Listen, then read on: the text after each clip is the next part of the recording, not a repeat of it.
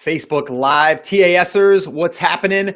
We are going to kick in here pretty soon as long as we can keep this connection going. We're having an issue getting Dom, our good friend Dom Sugar, on the line here today. So we're going to do our best to keep this connection steady. Shake the room.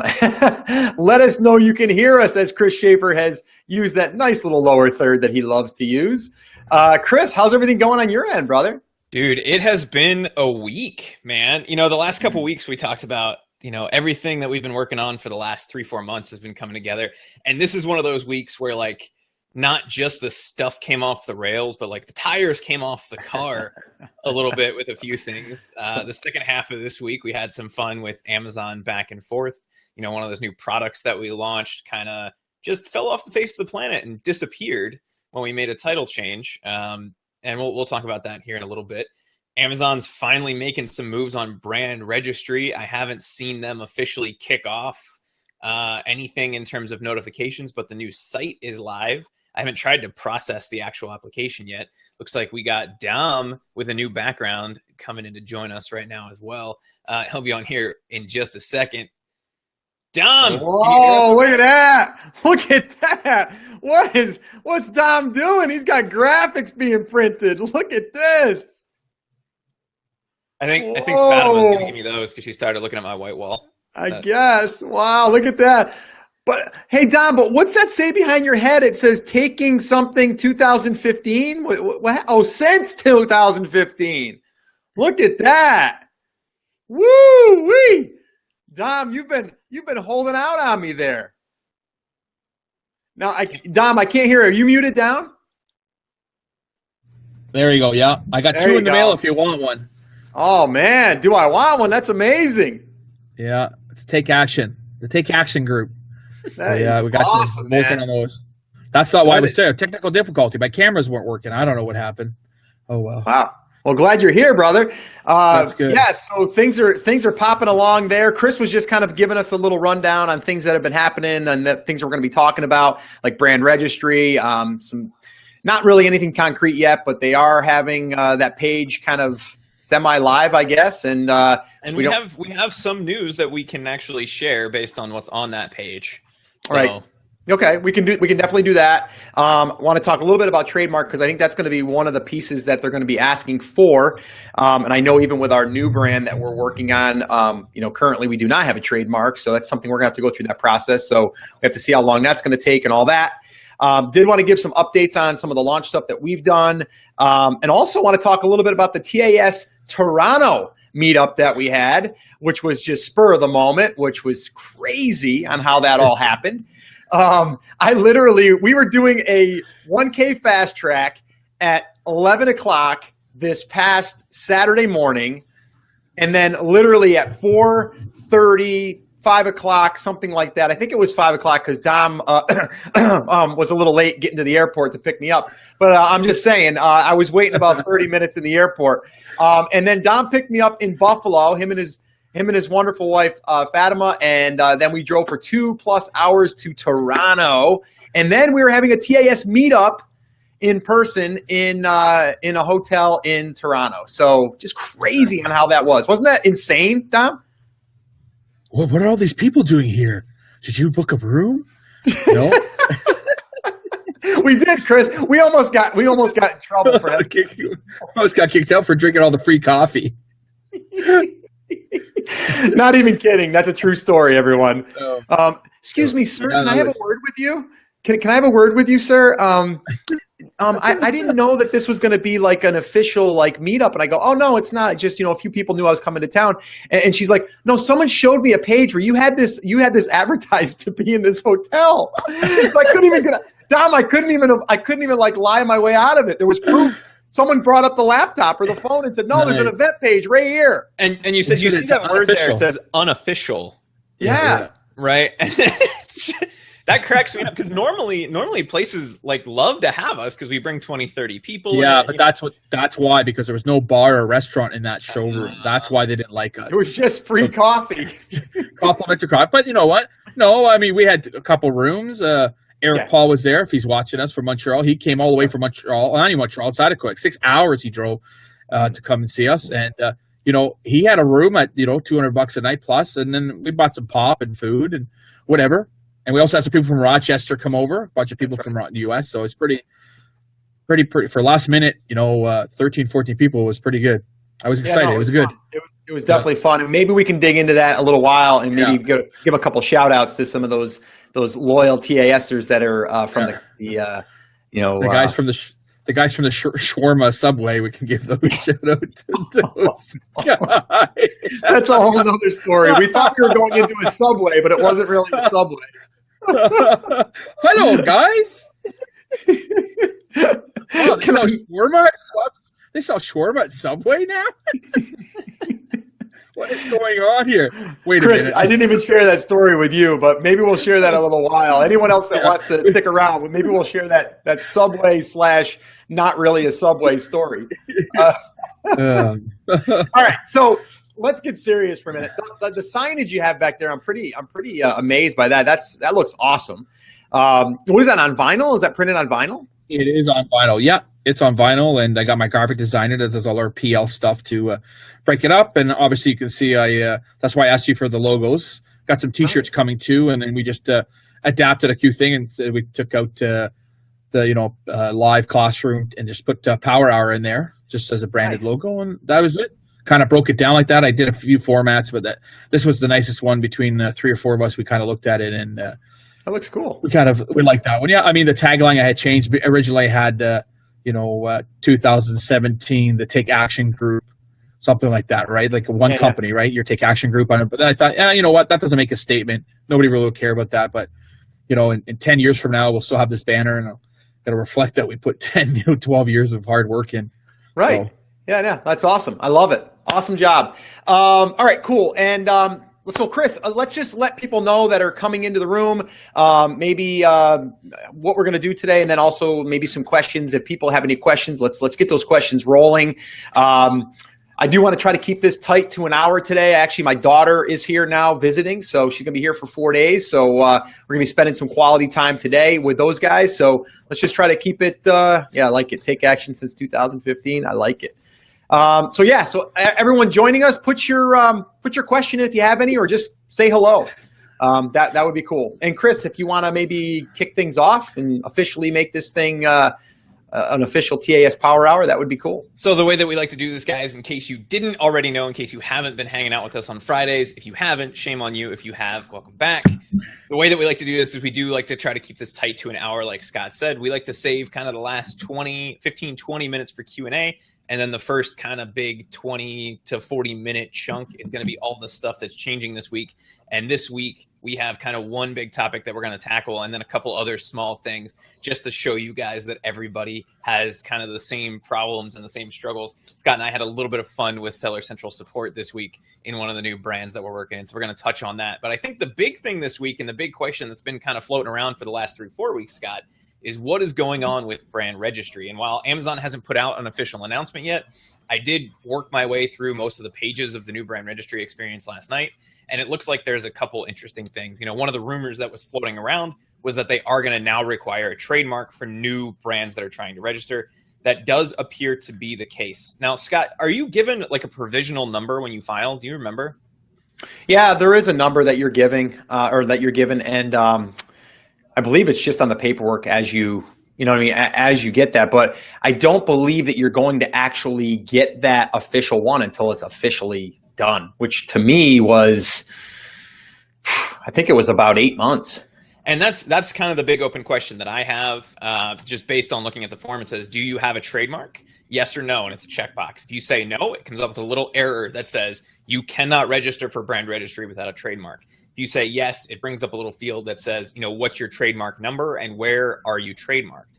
So you can pick US, Europe, any of those kind of larger geographic areas, which is going to be kind of cool. What I don't have the answer to yet, and what we'll try to get to you guys as soon as we actually get more information, is if they'll take a provisional trademark number or if it has to be a granted trademark, because getting that full number can take 6 to 8 months. And that may change some things in terms of how we talk about brand registry. Sure. But that's kind of a big change in terms of applying. But what I've seen a couple different places talking about the new features, and it does appear that they are going to be rolling out that registry protection that you've heard us talk about in the past, Scott, to anybody inside a brand registry. Mm-hmm. So the two big things that you're going to get are what they're calling brand protection and brand support. And so basically the brand support is they're giving you a team of 300 base people to help you with any infringement claims, any violations, any trademark violations, any of those kinds of things. They're going to have a US based team to help you handle that. The other portion, and it's something that they had kind of rolled out in the old version of brand registry, but it's something that appears to be coming in full force when they roll out the new brand registry, is going to be that brand protection. And that's going to help you identify seller names of people who are listing your product, any conditions, where they shipped it in from, and landing price. And the reason that that's important for a lot of people is when you get bigger, if you wholesale, and Dom, you know this, there's a lot of people who say you can't sell on Amazon, right? If you wholesale, or you can't sell in marketplaces if you buy from us wholesale. Well, before you had no way of tracing it back if they were using a different seller name.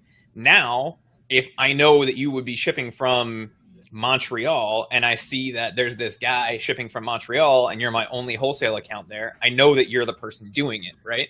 So they're giving some of those kinds of protections, but they're also giving kind of easy protections and easy ways to approve or disapprove additional people who are listing on your product. So if all of that stuff comes to fruition, it definitely looks like it is going to be worth going through the process, Scott. And that was kind of something we talked about a few weeks ago, where we said, if they're requiring a trademark, is it going to be worth doing? And the answer is, if they give you that listing protection where you get to whitelist or deny anybody that's going to try to do the hijacking, I would say it's worth it, even if you have to wait a few months to get that protection. How much Scott, do you remember how much it cost you the last time you did a trademark? Yeah, it was actually right around $1,000. Between the filing fees and you paid a service to handle it for you, correct? Yep, I actually did it through LegalZoom. So basically went through the whole process, and it was when it was all said and done, I think I spent right around $1,000. And I did it before, actually. I did it with one of my photography online companies, and we did that. And again, same process. I actually hired an attorney to do that one.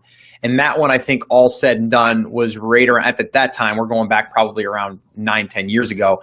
That was probably around $800. So yeah, I would say, between $800 $1,200 is probably what you're looking at for a trademark. But if you think about it, and that's the question that I want to throw out to you and Dom.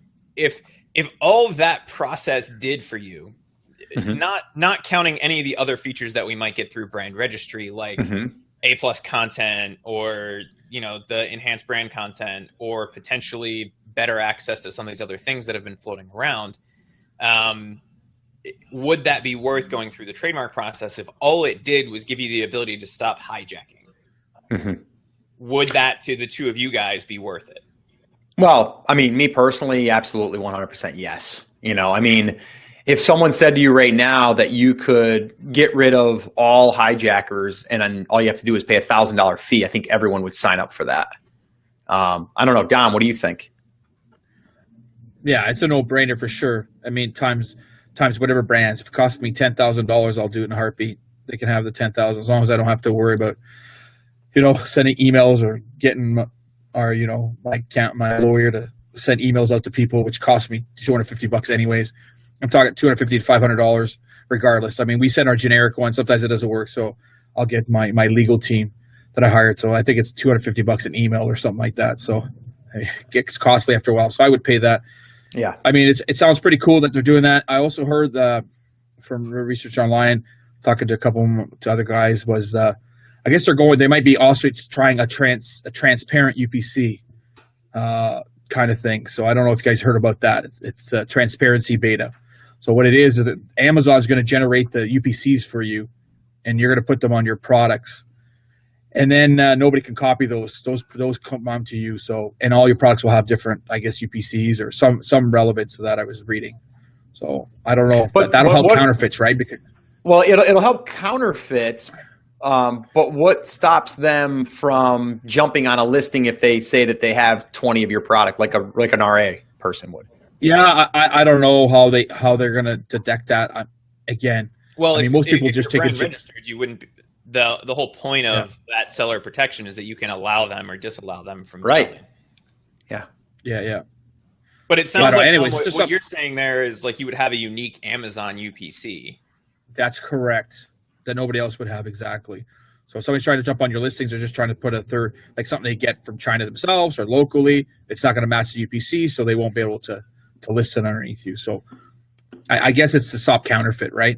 All the big brands and stuff like that. So we'll see going through. As far as brand registry, man, it's great. So it's open now, or no? There's just in talks still. It's just in beta. Well, it's not. Pages exist.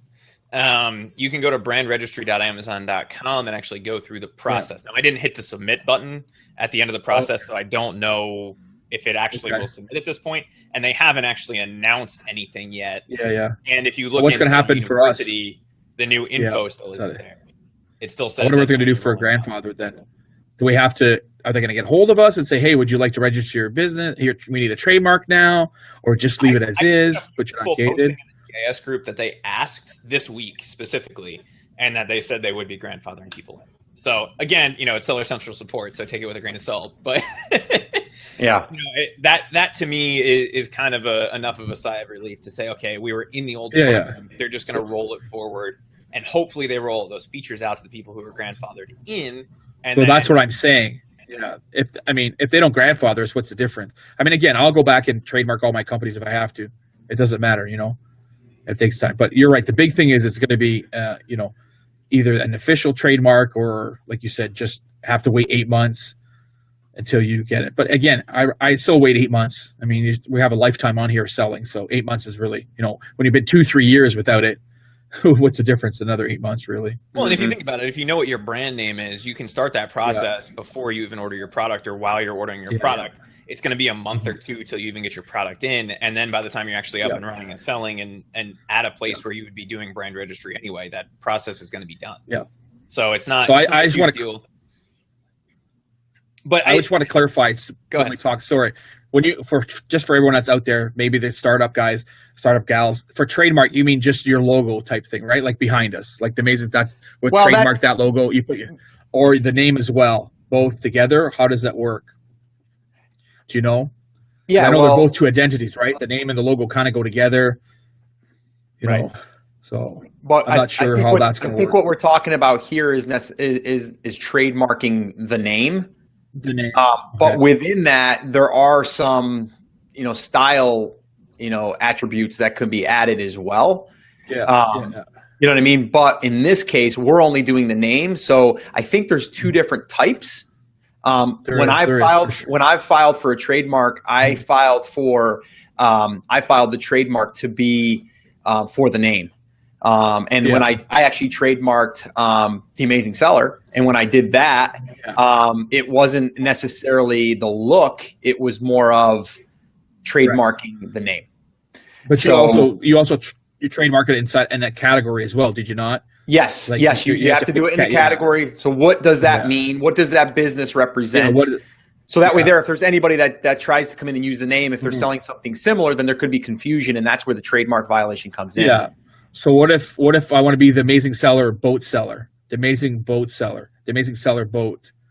Can you still do that because you're selling boats, or like how does you technically could? But if I felt that there was a confusion that someone would be thinking that I was selling boats, and you know what I mean, then that's where an attorney would come in and say you can't use this because there's confusion. Right. In that case, the word that gets thrown around, or the phrase that gets thrown around, Dom, is intentional confusion. Yes. Yeah. Right. And so if you took the TAS logo and put a boat in it. Yeah. I mean, but if you like spelled out The Amazing Boat Seller and it like looked like a boat and you weren't doing a podcast about selling boats on Amazon, then there's probably not intentional confusion there, right? No, so it's one of the classic "it depends" answers, but it's the same thing in Canada. I just want to clear that file so people that were listening weren't sure if it was the logo, because I know we'll get that question. Yeah, I mean, you'd be crazy to try and copyright or do a trademark on the same name or close to the same name for the same type of product. I mean, I don't know who would do that. I mean, crazy to do that, but Dom, one other thing that I thought was a really cool feature, at least in the application, and something that I know you have talked about in the past, is like with the open brand, the name has to be exactly the same, right? It has to be spelled the same. they actually have the ability to add in aliases for your brand. Yeah, that's nice. Yeah, in you the could do brand that before. registry process. So you could do it, you know, caps and lowercase. You can do, you can add a few of those in there, or you can say Dom's Awesome, right? Is the name of the brand, and then Dom's Awesome Kitchen, Dom's Awesome Home, Dom's Awesome that makes a big Bathroom. difference, because the brand registry didn't work like that. Whatever your brand name was, that's basically. But you could put a second brand in your title. You could call it whatever you want, but you have to use, you know, Dom, you know, Dom Sugar was sold, you know, sold by, and then the brand was Dom Sugar, and I could call it, you know, Twinkle Toes, you know, three finger gloves, you know, but I couldn't call it, I couldn't trademark, I couldn't brand register Twinkle Toes. Right. It was crazy the way it worked. Which that's three really fingers? good. Is it these three fingers? Yeah, I'm not sure which ones, but it's like a mitten with a pinky out. What is a three-finger glove? It's like those sock gloves, you know, where you don't you have fingers. You have each toe has a little bit has a sock around it. The toe socks. Seen those toe before? socks for your fingers. Oh, I've seen toe that. socks. Yeah, exactly. Yeah. We got a couple good questions coming in. Guillermo wanted to know if we've heard anything about a fee. I haven't heard anything about a fee or seen anything about a fee. But again, none of this stuff is finalized until Amazon makes the announcement. We're just sharing with you what's kind of out there available right now. Brett wants to know, how do I know if I have hijackers on my listing? Well, basically, if you have someone else on your listing, like if you have other options to buy your product, like listed by these other sellers, then you have hijackers. But is there a good way to, like, is there a nice piece of software that automates that process for you? Is there? Oh, yeah. There's a few of them out there. The one that I use and I have used is Listing Eagle. It's on my resources page. You can check that out. John Haver created that. Actually, I actually worked on that project with him when he was creating that, and kind of like how it would work. It's really about alerts. So it'll give you an alert when there's another seller on your listing. Now, just keep in mind that if you are not brand registered and you do not have that listing locked down, because even though you're brand registered up to this point, it still doesn't mean that you can't, you know, that you're locking your listing down. And what you guys were talking about was like giving permission. So you hopefully in the future you'll have that option to say, you know, yes, other people can sell that same product on that listing if it's the same product, or you can say they have to request permission. Right now, that's not necessarily the way it works. So just example, like let's say someone bought your product and then they don't want it and they didn't return it, but they have one. They can technically list that product on your listing, and that's not necessarily a hijacker.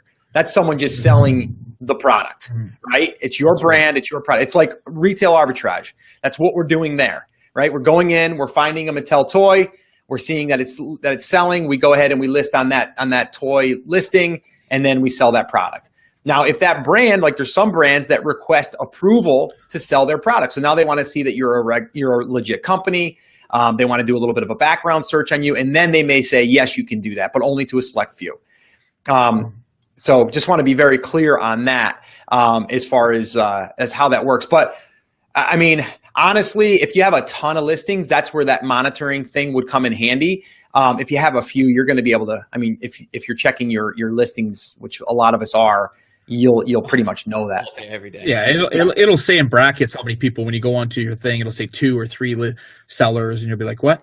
Somebody's hijacked it. But yeah, you will get a lot of the you know, the guys that have bought it from you. What you don't like is that got your product for free and they listed underneath you, or then, you know, it's been around for a while. But the guys that have, like, they're a new seller and they got 10,000 listings and they just went in and scraped all the Amazon listings and they put their prices higher than yours, hoping somebody will buy something on a phone app, and they'll buy theirs for $27 and then they'll go and buy it off you for $14.99. Those are the guys that I really hate. You know, they drive me crazy. And then you look and they have like all #1 seller tabs, and they're selling everything. It doesn't matter what it is. And they're a new seller and they got just 1,000 listings. That popped into my head, Dom. Yep. As we're talking about this, if this listing lockdown goes to anybody who's brand registered and has a trademark, what does this mean for retail art potentially? Well, I mean, yeah, it could. I don't think.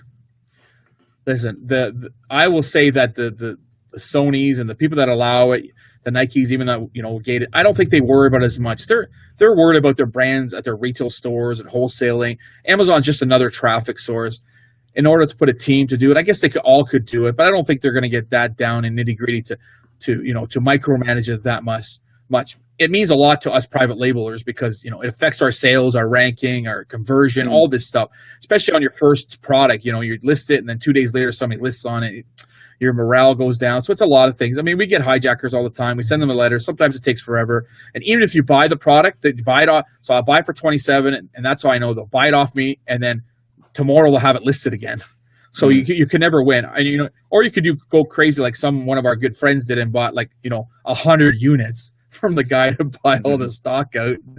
Deal with that big mess. I remember that. Oh my, yeah, that was a big mess. So I mean, yeah, I don't think it's going to really affect the retail arbitrage, guys, because you got to think how many companies and brands are out there, Chris and Scott. Like, can you imagine every one of them doing that? I don't think so. I just don't. You're getting your Birkenstocks and your Swarovski crystals and your Pandora. Those guys are going to lock all theirs, but they've always been locked down anyways, way before brand registry and stuff like that. They didn't want anybody selling knockoff of that stuff, Dre headsets, Beats. Because there's so many knockoffs of that stuff. So they have everything. I don't think it's going to change. Bill wants you to know that that worked. He just commented on the feed. So. Yeah, I remember Bill emailing us for 2 weeks straight, voicing his heartache. So it might have worked, but it was not an easy process. And it's not something that I would recommend doing. No, test and it wasn't. Then follow the product not as advertised process. You don't have to buy all 500. Yeah. And I will honestly say I will take partial blame for that because he said, "Oh yeah, they have a handful," and I said, "Well, if they have a handful, just grab them, right?" Nice. Take them out of stock, and then later that day, I found out he purchased several hundred of them, and I was like, "That is not a handful. I don't care." Several hundred is like grains of sand as a handful, right? It's not Bill's product. You cannot hold several hundred of those in your hand, but. There were a couple other good questions that I wanted to address here quick before we move on. One from Heather Parsons. She said, if you're talking about this like transparent UPC thing where Amazon might be giving you your own UPC, can you still sell on Shopify? The answer to that, Heather, is yes. Shopify is your website, right? It's not somebody else's website. It's your website. And so you can sell with whatever UPC you want. You don't need a UPC to sell on your own site. You need UPCs for other people or if you're warehousing it. Now, what I will say is it's going to depend on who is fulfilling that. If you're using the Shopify Amazon integration to fulfill that, then you're already done. If you're using a third-party fulfillment center to fulfill that, then you may need to work with them or still get your own GS1 UPC so that they have something to scan so they know that they're putting the correct product in the mail to a buyer. Sasso wants to know, can I brand register more than one name? Great question. And another really cool thing that I saw in the form that's up on brandregistry.amazon.com. When you say, yes, I'm trademarked, and then you give them that trademark number, one of the next questions, and it's either the next one down or two down from that, says, are you registering like more than 10 brands? Right? And if you click yes on that, they say, here, email us at this email address and we'll do it for you. Right? So the answer is yes, you can register multiple brands through the same account. Not something that you have to worry about. Chris, let me ask you this question. How do you go and check and see if you are actually brand registered, even though you think you are? Is there a way that you can test your account to see if it is?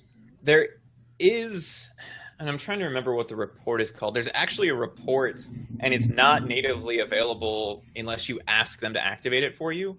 Okay. And basically, it downloads a spreadsheet. And if I can think of the name while we're on here, I'll put it in the chat. Otherwise, maybe we'll link up to it in a little bit. But you can ask Seller Central, and they'll activate the report for you. And when you download it, it has a column.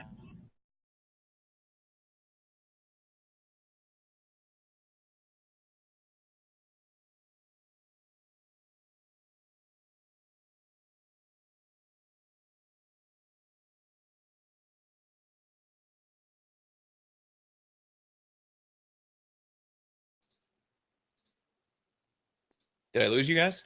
What happened? What a mess. We're back. Where'd you drop me? We are back. What going on there? Strutwall, did you do that? Where did you guys lose me? We're all back now. I know. I just lost. Whoever's out. It just the screen just froze, and that was it. Everyone dropped. So we were talking about how to find out if you're brand registered. Yes, that's what we were talking. Yeah, I can't remember. I actually have the report here because I did brand register like 2 weeks ago. I can't go look for it here because I'll be smashing. Do you know what the name of it is, Dom? Yeah, I'd have to look for it. I don't know, but I remember they sent me. So basically, it gives you all your brands and what categories you're in, and all that. Again, it's all category based. I thought it was right across for years, but you can only get brand gated right now in so many categories. There's only like a handful that they'll allow you nobody to list under, and the other ones you have no say. So I don't know what it's called. Sorry. It looks like we are officially live again. I just wanted to double check that. Yeah, there is a report. You just download it and look at the column basically, and it'll tell you if your product is brand registered or not. But the other way that you might be able to do it right now, and you guys can correct me if you know I'm wrong, either in the chat or on the panel, enhanced brand content was only available to brand registered brands. And so if you can submit enhanced brand content for your brand, then it's safe to say that you were at least brand registered. Anthony said, I find the easiest, I find the easiest way to do is if you have, obviously most people don't have 2 accounts, but that's what we did because we have several accounts. We just basically took our ASIN, put it in, and tried to list underneath it off everyone we had, and then we just kind of put to the side. Well, these aren't brand, and then that's when I emailed them and I said, look, how come these ones are and these ones aren't? And they said, yeah, because these are in this category and these aren't.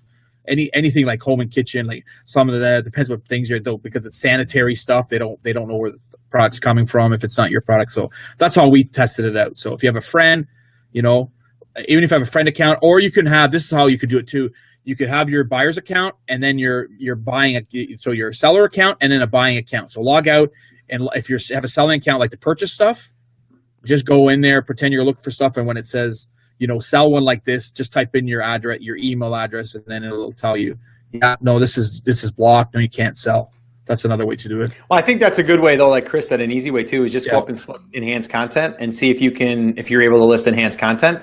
I think that's one sign. The other thing you Scott, can do that's not going to tell you what categories though. That's not going to tell you if No, you have that's five true. ASINs, which ones. So again, I always thought that I remember we talked about it months ago, and I go, yeah, great, everything's brand gated. And then we got hijacked. So I'm going, what the heck? That doesn't make any sense. I thought we were brand gated. It turns out it's category specific. So yeah, I have enhanced content in all of them, every one of my ASINs, but I'm not brand gated.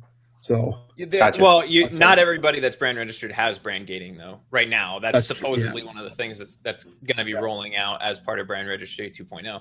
The other thing you could do is call and ask, and I would ask for the catalog team and just have them walk you through that process. And just make sure that you are. Yeah. Yeah, and that's probably the easiest way is call and try to get a hold of a rep. And obviously, if you never went through the brand registry process, then you're not brand registered. So that's the first place to start. Do you think you went through that process? If you don't sell on Amazon, you're not gated. Then call. Don't sell on Amazon. Brianna says, is it best to keep my new brand under my old brand name until trademark is finalized on the new brand? Well, you can't do brand registry right now unless they'll actually take that form. And we had another question that said, it says that they're not taking anything until early May. Is there something to do other than wait until the process resumes? If you go to brandregistry.amazon.com and you're logged into your Seller Central account, there is a form there. Now, like I said earlier, I haven't actually submitted it, but I've gotten the whole way to the end of the submission process. I don't know if they'll let you submit that form yet or not. You guys can try it and let us know. I don't have a brand to register right now, so I'm not going to just submit it to see what happens. But if you guys check that URL out and let us know, that would be awesome. Yeah, but Chris, it's pretty safe. It's safe to say that if you do not have a trademark right now, you got to get the trademark. Well, and that was going to be the second half of that answer is I would leave it under the old brand if that old brand is brand registered, because you can't move it to the new brand until you have the trademark to get brand registry. So I would just leave it where it is. And they might grandfather us, right? They might take our brands and gate them for us without having to do the trademark. Who knows, right? Nobody knows yet. Yeah, and Brianna says, I already have that first brand registered. Yeah, I would just leave it exactly where it is right now and then go from there. Megan wants to know if I can say that link again. I will go ahead and throw that up on the screen for you guys just so you can jot it down. Scott, do you mind jumping into some of the fun we had with Seller Central support this week, just to let everybody know that we're not above the fray of the shenanigans that goes on there. Yeah, the shenanigans. Okay, well, let me kind of lead people through a little bit of what has happened. Actually, you know what, Chris, before I do that, I did want to make a little bit of an announcement because there's something coming up that I wanted to make sure that everyone is aware of. And that is this coming Friday, not today, obviously, next Friday, we are going to be doing a TAS unofficial meetup in Fort Lauderdale, Florida. So I wanted to let people know about that. If you are in that area, we are going to be in town. I'm going to be at Sellers Summit. I'm going to be speaking there, and I'm going to be doing a little unofficial meetup there, and that's going to be Friday night at 9 p.m. Not Eastern. Yes, it is going to be Eastern. We are still Eastern. So Eastern time. So we have a page set up that you can go and get the details on that. It's totally free, but we're just going to be hanging out in the lobby, and there's a Starbucks there. There's the beaches right outside the hotel. So we're just going to be wandering around, but we're going to find a spot that we can all hang out. Like I said, we just did this very spur of the moment last time or just last week in Toronto. And now we're going to be in Florida, in Fort Lauderdale. So the easy link to go to that event page, we already posted it on Facebook, but if you go to theamazingseller.com/FL for Fort Lauderdale or Florida or whatever, right? So FL. So just go to theamazingseller.com/FL, and that'll take you right to the event page. And just let us know if you plan on coming, or maybe even if you're just thinking about coming. There's a couple of options there on that events page. And we just really want to know, just so we can kind of clear out some space in that area if we know we have a certain amount coming. So if you guys would do that, that would be awesome. The other thing I wanted to say here is, as you're watching this, do me a favor and share this. Share this video and share it with other people. The TAS Power Hours are something that we're doing on a regular basis, and we want to make sure that everyone knows about it. I get so many people that say, Scott, I didn't even know you did that on Fridays. So if you could help us spread the word, that would be really cool.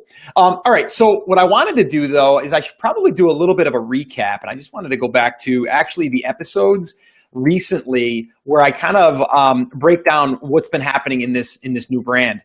Episode 357, I talk all about exactly how we launched the first product. We sold 154 units in 5 days, and exactly how we did that. Now, it was awesome, right? We launched the product. We got our BSR really, really good. We started ranking for keywords. We actually got on page 1 at the bottom for one of our main keywords, and life was good. And then we launched our second product. Things were going good. And then we found out that our listing number 1 disappeared. It was gone. Like, nowhere is to be found. Like, we had 270 units in stock, but it just happened to disappear. So immediately I get a message from my partner, and then I get a message from Chris saying that he got a message from our partner, and then we kind of go back and forth, and then we submitted a support ticket, and we really had no idea what the heck was going on. So Chris really kind of took charge of this part, and I'm going to let you kind of explain what happened here, and then how we finally got the listing live again, because it disappeared. We had 9 reviews, I think, at the time, and when it came back up, we had no reviews and we had no images.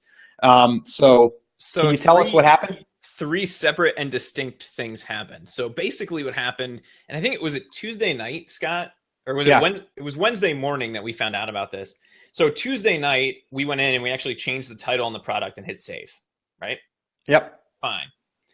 Went to bed, woke up Wednesday morning. Apparently hitting save now means delete my listing. So we got a little bit of a kick out of that. And I said, don't worry, we'll put in a support ticket. I've had this happen in the past. Scott goes, yeah, it happens from time to time. It's not fun. They'll do it, right? And this actually happened the first time we sent in inventory with this listing. We went in and made a change. Yep. And it disappeared. Yep. So this is the second time on the same listing that this listing has just vanished, right? So I sent them a very similar email to what I sent the first time. I said, look, guys, we need the ASIN to be the same. The listing disappeared. Can you just repopulate it? Here's what the ASIN was. 12 hours goes by. Sure, no problem. There's a listing up, no images, no copy, nothing. It just starts to exist again in our account. Awesome. Awesome. So I go to look at it. The ASIN is different. There's no reviews. There's no images. There's no copy. Right. Okay. do we upload images? And so Scott, you and I started talking back and forth. I said, no, let's not touch it because I don't want to like submit anything into their system. So I emailed them again. All of our reviews are gone, guys. All of the copy is gone. All of the, it's not the same ASIN. We have 275 of these in stock. Can you fix it? So sure, all of a sudden we have inventory, but no images, no reviews. Can you send us a screenshot of the reviews? Yeah, like I always take screenshots of my reviews. So I just emailed him back and I said, here's what the ASIN was before you guys deleted it. Why would I have screenshots? Like what? I don't understand why I don't just screenshots of all of my reviews. And then, back and forth and back and forth and back and forth, heard basically nothing back for 24 hours. And this morning I just sent a very polite email that said something along the lines of, hey guys, just let me know what you need to fix this. Haven't heard anything. And miraculously, even though the ticket's still open, everything seems to have worked out. It looks like we're back in stock. Looks like we sold 1 or 2 already today because it has a BSR again. And everything's there. So it's one of those things where sometimes when you reach out to Seller Central support and you guys, I get to see threads like this all the time and people think that it doesn't happen to Scott and I because we're like, just ask them again, right? Just ask them again. Be nice. And it happens to everybody, guys. You'll get somebody who's a knucklehead or who doesn't read the entire email. And that's exactly what happened in this case. They didn't read the whole email. They saw a seller complaining that their listing vanished. So they just created the new listing, not taking into account the bottom half of the email that said we had 9 reviews, 275 are in stock. We need to make sure it's the same so that there's not just 280 units sitting there with no chance of selling them.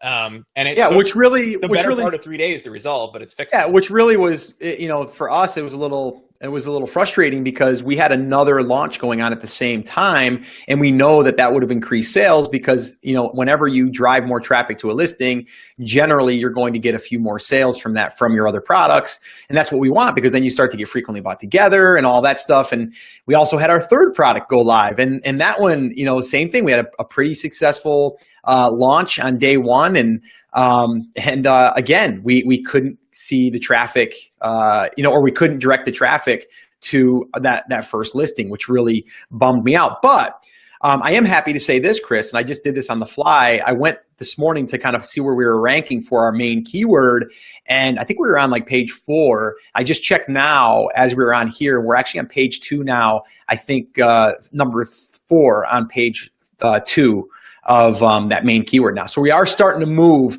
back to where we were because I think we were on the top of page 2 and sometimes on the bottom of page 1 already.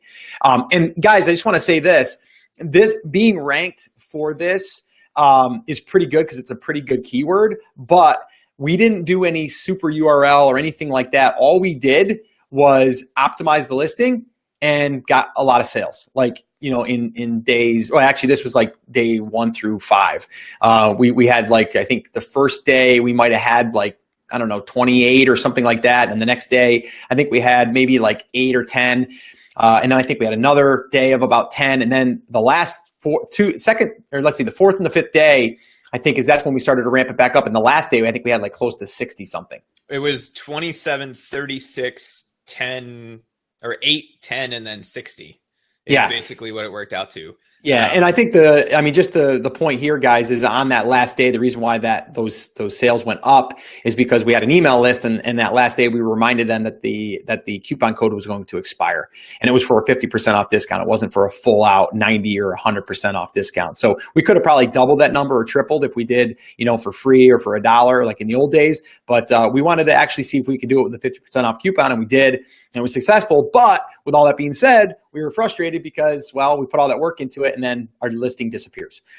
So it happens, I guess. But and that's one other thing. And Dom, you've talked about kind of the power of brands in the past being that you can leverage those sales off of each other, right? Where you can take that average cart size from 1 unit to 1.5 or 2 units, right? Because you have things that play well together.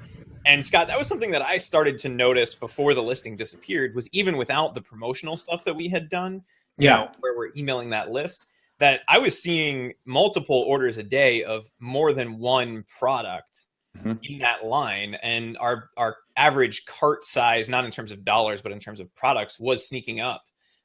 in that as well. And I attribute that to a couple things. And Dom, do you have in some of your brands, are you using the related product tag inside your listings at all? Yeah, we tried it. I mean, again, I don't have, lots of experience on that, but not that particular thing. We'll try it, the related brand. We tried it once years ago, and it screwed everything up. So I've always been leery of using it. I screwed up the variation and locked it up, and so I kind of just left it. But yeah, and then I was told that you could put like a product that goes with your product, like the main. So if you're selling an accessory, if you're selling accessories for the Dyson or the Keurig or something, put the Keurig ASIN in there so people will see it. So again, I don't know how well it works or what the method is for Amazon. I really never looked into it, to tell you the truth. I think something that was an interesting little case study from us. We kind of know that you don't need all that many sales to be in the frequently bought together box, right? Mm-hmm. But if you do use that related product ASIN, at least for this brand, we were able to get it in that customers may also be interested section, right? And it was the very first one on the left. So you had frequently bought together, and then whatever product we put in that related product ASIN. So if you do have more than one product that would sell well together, I would suggest using that. The other thing is those cross-promotional or cross-listing promos, right? Where you say, buy this, get 30% off that. Mm-hmm. Amazon is doing some really cool stuff with promos now, where they're actually showing it at the top of the listing. If you have, I love that. Running, yeah. Which is like, duh, right? Like, obviously you want to show that to customers, but for the longest time, the only place they had promotions was in that promotion strip down at the bottom. And so if you can get those kind of two listings that go together and you do that 30-40% discount, people see that right at the top now because Amazon knows they don't scroll down to that promo section. And so I saw a few redemptions of that before the listing went offline as well. So just something to keep in mind. It's worth setting it up, guys. Take the 5 minutes to set it up. That's really all that it takes, and see what happens as a result. Because if you can get in that frequently bought together, you can get people to increase their average cart size in terms of units. That's going to be something that's really beneficial for you long term. Yeah, and Chris, I was doing a little bit of digging here while we were on too, and I noticed that our recent product number 3 that we launched is ranking on page 3 for our main keyword, top of page 3. So. And that, when did we release that? Wednesday? That was Wednesday. Yes. So not too bad, and that's got 0 reviews, by the way. So yeah, and then also I'm looking and I see customers who viewed this item also viewed, and our second product is in that list on the second product in. So it's starting to show up. It's starting to get, like, again, guys, that's what we talk about. It's like, you have to get the product in, and then you have to let it kind of mature in a sense, but you still have to give it some of that love, which is Amazon. For Amazon, it's sales. And as we start to do that, things are starting to happen. Dom, why don't you just briefly mention or talk about, like, when we launched that, that different product, that, unique product that didn't have a lot of reviews, that we were competing with. We were kind of first to market in a sense. How long did it take before you started to see a little bit of momentum there? I mean, all we did there was turn on pay-per-click. We didn't even do a launch. Yeah, I think it took about a week. Okay. And we started selling sales. I mean, we didn't. Obviously, the PPC was costly at the time, but I remember I think we did sales the second day already, and then like 3 or 4 or 5, and then it ramped up to, I think, as high as 30 or 40 a day. Now it's it's a little bit down. I think it's about 20, 25 a day, but it's still good for a product that we just came out of the blue with. So yeah, it took time to get through. It happens with anything. Now, there's certain keywords that we try to, not our main, but our semi-main keyword. You just because of what it's related to, there's just way too many high-end. There's too many products in front of us for us to get that keyword up. Am I making any sense? So yeah. Just say if we're selling something, that works with Sony, compatible with the Sony, whatever, a PS3 or a PS4. Like, if you type in Sony and you're hoping to rank for your keyword, you're going to be in page 4, 5, 6, 7. It's going to take you a long, long time for you to get on page 1, because Sony has a million other things on there, right? There's Sony this, there's Sony TV. So that's the issue with some of with one of those products. But for every other keyword, we're right at the top. like pretty well 1 or 2 or 3. And that only took about 3 weeks to do that, basically, Right. 2 to 3 weeks. So basically, like I like like to tell people, it's like 3 to 4 weeks is usually like you have to give it time to get in there, you know, and let Amazon start to give you more exposure. And then obviously, if you have a launch list like we do, then we can kind of massage that a little bit and kind of, you know, push it a little bit by, you know, running out these little promotions. And that's what we're going to continue to do. What's that? I mean, we all know it's a volume thing, right, Scott? Mm-hmm. Yep. I mean, if the number one guy with your keyword is doing 30 a day, you need to do 30 plus what he's doing. You need to do, you know, 31, 30 plus 30 to 31 to get moving. So what's happening is you might do 18. The guy on the second page is only doing 15, so you move up, and maybe the guy at the bottom page is only doing, you know, 21, so you can skip him. It's just like anything. As you get closer to the top to get to the fold, it's going to be a lot harder. And sometimes it's years of sales, to be honest with you. For our first big brand, it took me over a year, almost, you know, a year and a half to get in the fold. Just because, I mean, it's just that the keyword's so competitive that, you know, again, nothing I would go into now. If you pick the right product, you can get your keyword to the first page within 3-4 days, really, if you sell enough stuff through, because there's just no competitor. Nobody's bidding on that keyword. And you know, Amazon hasn't seen an algorithm for that keyword very often. So if you come in and start selling, you know, especially off a funnel list, email list, and you sell 155 in 3 days, it's going to be like, oh my God, let's just push it all the way to the front because it's making sales for us. Right. Yeah, no, it's all good stuff. All right, Chris, do we want to jump into some questions? I know we've already spent a lot of time here on the brand registry, the trademarks, the hijackers. We're also talked a little bit about the listing mystery as far as it disappearing and what we had to do there. Is there any? Scooby-Doo. Yeah, is there any questions that we can jump into? Yeah, let's go through a fire round real quick. Brett wants to know. He said, how do you list those related products? And is it by the ASIN? The answer is yes. And I believe it's in the vital info tab of your listing. And you guys can correct me if I'm wrong on that. Vital info, yes. So it's called related product ID is the field that you're looking for. And you have to select what kind of ID you'd like to use the ASIN, and just copy and paste the ASIN of your other product in.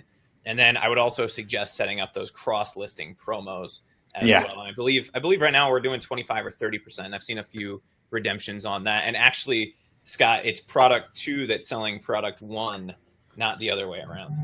Right. It's kind of interesting as well. And it's just because product 2 took off this week. We had a whole bunch of sales yesterday. I said, man, even if every single one of those came from PPC, it worked out to like $1 each. So I'll take that. I'll take that all day, every day. The other question, Guillermo says, when you brand register in the US, is that recognized around the world, or do we have to register in every Amazon account that you plan to sell in? Traditionally, things are platform dependent, right? So if you have a listing on Amazon.com, that doesn't mean it's on Amazon.ca or Amazon.mx or Amazon.co.uk or .de. You do have to build them across different listings. Generally speaking, though, your trademark in one country, especially if you trademark in the US, is going to be recognized in the majority, if not all, of those other places where Amazon has a marketplace. And so I wouldn't worry too much about it. You may just have to go through the actual registry process again. But once you have that trademark, you should be able to do that pretty easily. What's going to happen too, Chris, is that the brand registry process in Canada or Mexico or Germany are all going to be different just because of the volume, right? They had to change it in the US because of the volume, and so many people will want to get brand registered. So in Canada, it's probably lackluster. You probably just do it the same way. Again, I haven't checked. We did a long time ago, but it might be like that.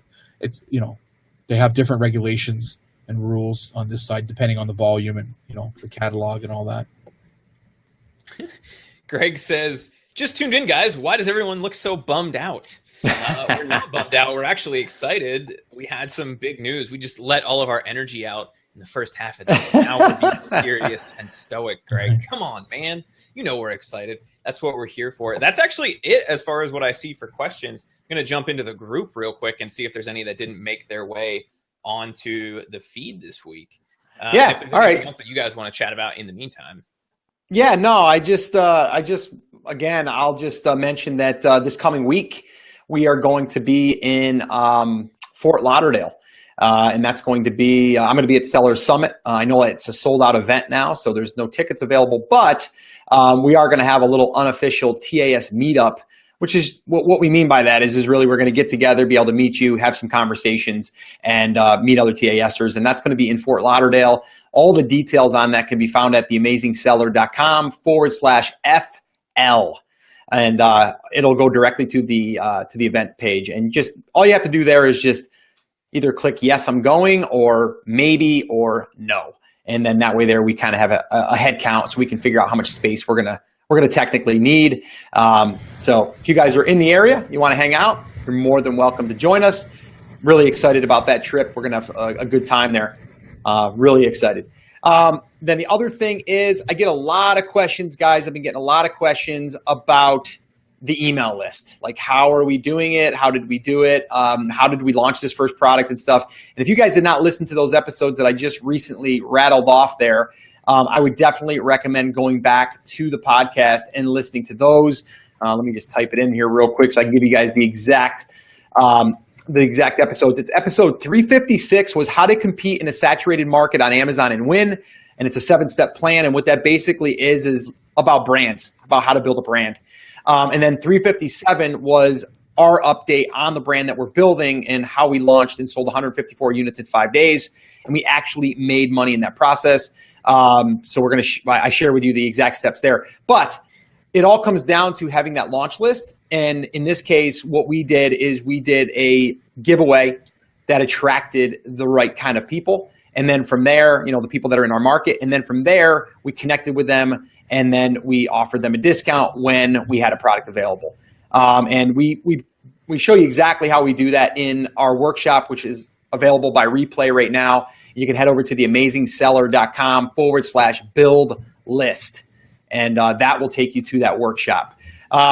So yeah, that's pretty much all I got, Chris. I'm super excited just about all the things we have going on and, the stuff that we have working in the new brand and working with Dom with some other projects that we got going on and TAS and some of the meetups we got going on. The North Carolina event, which is going to be here before we know it. That's going to be in June 24th. We're going to do an unofficial meetup there as well. If you guys want details on that one, head over to theamazingseller.com/live and you'll get all the details there. Yeah, that's pretty much all I got. Just a lot going on. All right, we got 2 lightning round questions here. All right, hit them. I have a question about Facebook ads. If I want to do a flash sale, would I drive traffic straight to my listing? How would I set that up? I would not drive traffic straight to your listing. No, it's not very trackable. What I would do is drive them to a landing page, something like ClickFunnels. The other thing, and for those of you guys who are Facebook nerds, something that I was playing around with this week, Scott, you and I talked a little bit about it. I'm actually curious if it will work for a flash sale, and it's something that I want to put together for a case study, is the new Messenger bot. That would be really interesting to have like a list, and you could use Facebook ads to drive to that and then send them the coupon code, right? So you're getting a little bit of an opt-in. You wouldn't get an email there, but you would still at least have a way to contact them to remind them to purchase and do some of those kinds of things. So that would be interesting as well, but I would not drive traffic straight to the listing. You want to capture them, either capture their email or use a messenger bot to do that. Abdel says, when are you guys going to do a power hour on list building? I have some questions there. You can ask any questions that you guys have during power hour, and we're going to go through them. But he said, I've started doing a giveaway as you suggested in the workshop. I'm getting great results, almost 2,000 emails so far, which is awesome. My ad spend is a bit high for the number of emails I've got so far. Not seeing as many people sharing it as I would like. So super ninja trick, guys. You know what you do to get people to share it? You want to know, Dom? Do you want to know? I know what it is. Email them and ask. Tell me. Yeah. Right? You have that list of 2,000 emails. Say, hey, guys, there are 14 days left in the giveaway. Right. Make sure you share it. And we always see, anytime we send out an email like that, we see a huge spike in the number of people that come in, because the people who really, really want it will go out and share it. The other thing that you guys can do is, Abdel, make sure if you're running something like a Facebook ad that you're optimizing for conversions and not for clicks. If you optimize for conversions, then that lead cost actually tends to come down over time as opposed to kind of staying flat. So just another little tweak for you there. And other than that, I think we are good to go. We're good to go? We are good to go. So Dom, do you have any last minute words of wisdom? Yeah, I just wanted to throw some eBay in here since we always forget about eBay. If anybody eBay sellers out there, just remember, I think the top rated seller discount dropped to 10% starting May 1st, so that sucks. We lost 10%. Used to be 20, basically. Used to be 20, and then you have to have a 30-day return policy. Now they took the 10% away. Also, starting June 1st, you can't have any HTML or plugins in your listings because it affects their algorithm and how Google will rank you. So I don't know how that's going to work. We have plugins and stuff, so I don't know what we're going to do. We're just going to wait and see what happens. Probably Right. everything's going to be blank. It's going to all be blank. But anyway, I thought I'd bring that up. And secondly, or thirdly, we didn't mention it, I want to wish happy Mother's Day to all the mothers out there, right. including my mother, my wife, everybody else that's there. All the mothers that are doing private label and retail ARB. I know it's a hard job being a mother and taking care of the household, the family, finances, and trying to build your brand or source products. So big shout out to all the moms out there. Yeah, absolutely. Happy Mother's Day to all the moms, and we appreciate you. And I kind of echo what Dom said. It's like a lot of work goes into this. But I wrote an email today that talked again, going back to your why you do things. It's like the husband or the family, and you kind of have to take a break sometimes and remember that. If you can't get up and just go do something because you want to, then you might be still working. So you have to figure out that balance. Not always easy, especially when you're building and you're in the trenches and you're really going hard. But you still do have to figure out that time that you can reboot and kind of get yourself together. So hopefully, all the moms watching, you're going to be pampered on Sunday, and hopefully you're going to have an awesome day. So I want to thank you guys. So I think that is pretty much it. Like I said, we got a lot of stuff going on. So just stay connected in the TAS community. Ask questions, connect with others, have a local meetup, whatever you want to do, right, to kind of bring people together. Do whatever you can do to stay energized and active and stay moving in this journey, because it's so important to surround yourself with like-minded people. I can't stress that enough. But yeah, that's it. That's going to pretty much wrap it up. Chris, why don't you go ahead and officially wrap this up, my friend? I guess he's going to wrap it up. Done.